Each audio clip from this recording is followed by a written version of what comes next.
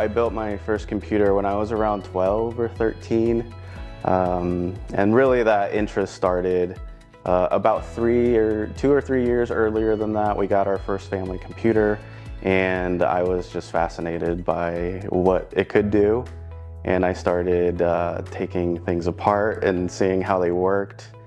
So 3 years after that, I convinced my parents. It's like, hey, can you buy me all of the parts that I need?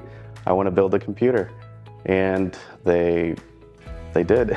They bought me everything I needed for Christmas, and yeah, I built my first computer.